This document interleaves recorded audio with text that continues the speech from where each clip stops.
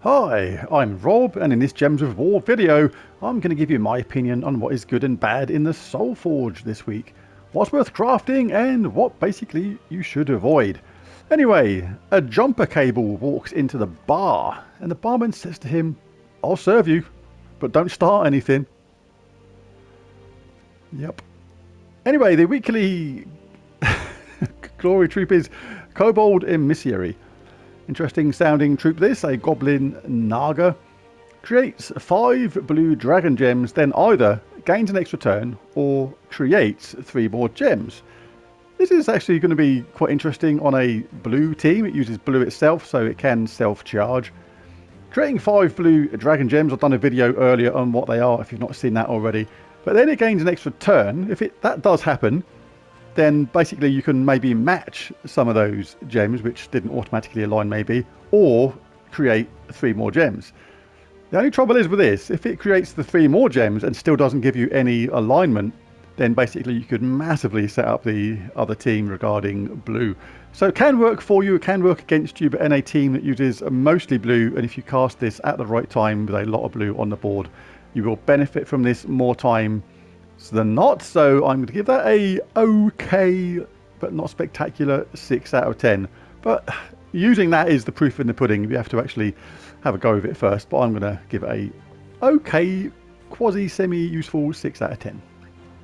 As ever, grab this all the way up to mythic level if you can. Really worth doing, means you can get this to level 20, which is really going to help your power level kingdoms in the long run. All it costs you is your excess glory. And as ever, grab Spoils of War. Get this all the way up to 10 as well if you can. Just treasure maps which you're never going to use. Chuck them in the storage bin with all the other ones. Loads of souls, more gold, but particularly event keys. Really, really handy. Right, now onto the Soulforge itself. Let's start with the weapons first. Have a look at them. First one up is Stone Aegis. This is Carziel week, so we're going to have Carziel weapons.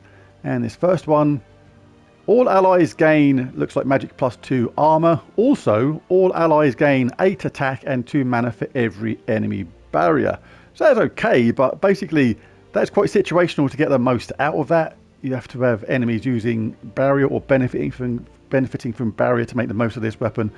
But the fact that all allies gain a decent amount of armor means this could be effective in those teams where you do damage boosted by allies' armor, so it certainly can work in that regard.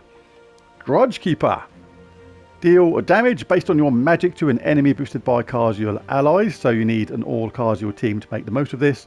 And then create a mix of 6 red and brown gems for each Carziel ally. This uses yellow and blue, so cannot self-charge, so that basically means the rest of your Carziel allies need to be using red or brown, or at least a couple of them, to make the most of this. Otherwise you're just generating all those colours for no reason. Hammer of Carziel. They like a hammer to the dwarves. Remove all brown gems. Deal damage to an enemy based on your magic, boosted by the gems removed, and if the enemy is from Carziel or if the battle is in Carziel, deal double damage. So this is a kind of anti-dwarf, anti-Carziel weapon in a way, because dwarves love brown and this takes away all those brown with absolutely no effect. So make sure the rest of your team doesn't use brown at the same time and you can benefit from that. But again, semi-situational. War and Peace. I used to really like this weapon as a newer player all them years ago, but now it's just getting a bit old. It does do damage to all, which is good because it does target the stealthy enemies which otherwise you couldn't hit. But the thing I don't like about it is it just gives 2 attack to all allies, which is a set in stone amount. That's not scalable, it's not going to adjust, it can't get higher. And these days in this game, with the power creep which has been slowly going on with it, that is a really small, almost insignificant amount. Even if you cast it a few times, it's not going to make much of a difference. More collectible than anything now, but still can be useful in those teams that do a damage to all. And is there anything else? Doomed Sledge. An okay doomed weapon, not spectacular.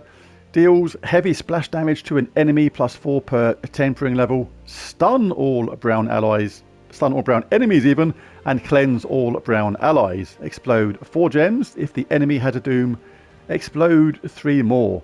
So you have to have an awful lot going on with that to benefit from everything from it. First of all, you need to have all a brown team against an all enemy brown team to basically get the most out of it, which is not going to be happening all that often, and the enemy also has to have a doom to benefit in all ways from this. But the fact it's got a cleanse is actually really useful. At brown, there's not many weapons and troops at all that can cleanse, so the fact that it's got that cleanse is probably the best thing about it, but otherwise it's quite situational indeed. And is there any others? Nope, that is the weapons. So a bit of a mix of good and bad this week. Nothing truly spectacular though. Troops. Let's start with the mythics and work our way along. Huanglong deals damage to all enemies. Looks like magic +1. Then there are individual 50% chances to gain magic +1 attack, gain an extra turn, and gain barrier, enchanted, or blessed. So quite a lot can happen with that if luck goes your way. I'm just not particularly a fan of the 50-50 chances of things to happen. I'd rather know. But I'd cast that with just basing on the damage to all enemies, which is actually really good. And one of the best things about it as well is that third trait. Give 3 magic to all dragon allies when matching 4 or more gems.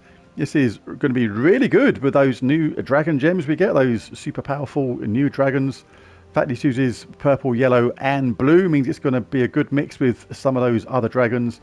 So yeah, getting 4 matches is going to boost this up as well as boost up those new dragons. So, and that golden armor as well, reduced damage from skulls by 70%. Not bad at all. Not going to go over the troops which are here all the time, like Enraged, Kurandara and Zul'Goth. These are in previous Soulforge videos. Next up is the Lord of Slaughter, and indeed he is in the right team. Create 6 brown gems, then convert all brown gems to doom skulls, then inflict 1 to 2 bleeds and 1 to 2 death marks on random enemies. So that is okay. You can take a look at that first, make sure you're going to get some brown gems to doom skull conversions, and then cast that and get some really good damage. But one of the best things about it is that third trait. 100% chance to ignore armor with skull damage, effectively makes skull damage true damage.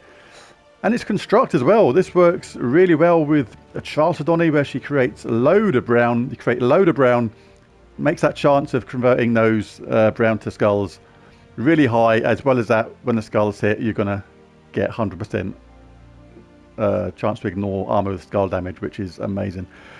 Really good troop. Very, very dangerous indeed at the top of the team. Next up is Voice of Orpheus. Sounds like a bad troop at first, and indeed he was kind of just ignored for a while because it wasn't actually that much cop. Deal a damage to an enemy boosted by all ally mana. So you have to cast this when you've got as many of your troops is close to getting filled up with mana to get the best benefit from it, which means you don't always cast your troops exactly when you want to, rather than when he is charged up. But it does cleanse all allies and then give all allies 5 mana. But the best thing about this is cleanse all allies when matching yellow gems is a fantastic trait, as is being impervious, immune to all status effects, devour, lycanthropy and mana burn. Now the reason why Voice of Orpheus has got literally like 5 times better than he was like just a few months ago, or however long it is since Elementalist class came out basically, which is more than a few months. Just time does go by quickly. It's been a while now. Anyway, but before Elementalist class came out and these new dungeons, then Voice of Orpheus was largely ignored because he just wasn't that great. But this third trait there, Adagio, is the perfect counter to Elementalist class. If you're up against an Elementalist team and you can stick him in your team, all you have to do is match yellow to get rid of that. And because he's immune to stun, then he can't be stunned by that Elementalist effect either and can just safely cleanse the team really easily.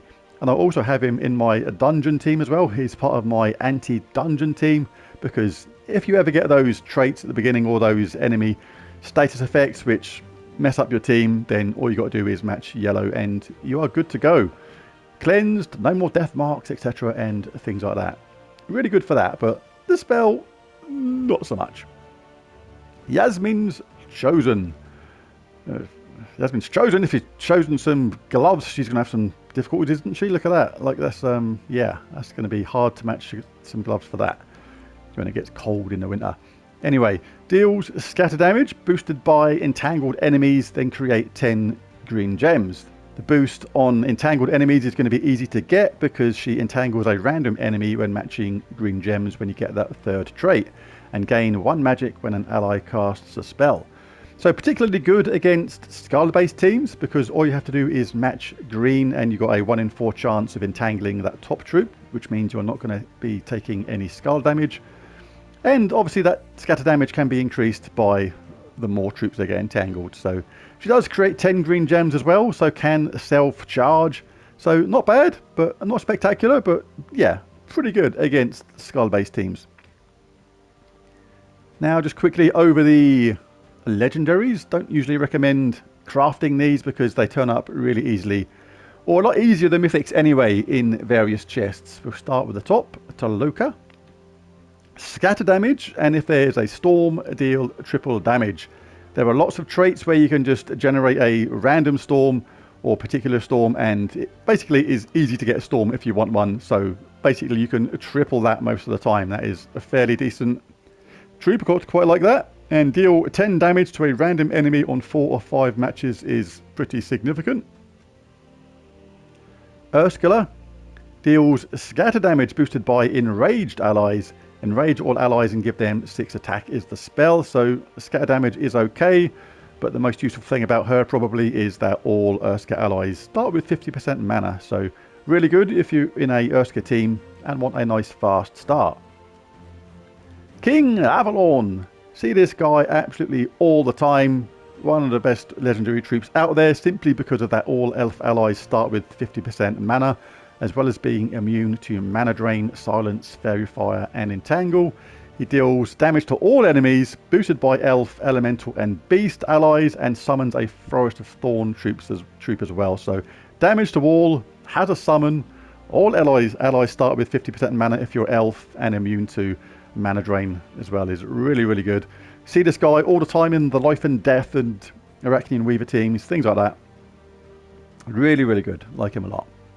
Baphomet deals 40 damage, or magic plus 4 in my case it looks like, damage to 3 random enemies, and if the enemy is burning, deal double damage. So the best way to use this guy is to get people burning first if you can, then cast him and you're going to get extra damage, and deal a triple skull damage versus burning enemies, but you would need to be up top for that. So a good troop, but yeah, very specific in the team to get the most out of him though.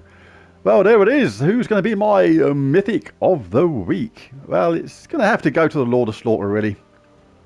Really, really good troop. That third trait, 100% chance to ignore armor with skull damage, can make really short work of opponents in the right team. Absolutely superb. And the spell is very good indeed as well. There it is. There's the Lord of Slaughter. Absolutely the mythic of the week for me this week. Very good indeed. There's a video. I'll be back later with my world event team, so be sure to check that out. And thanks for watching this video. Hit the like and subscribe if you enjoyed it or found it useful. And bye for now.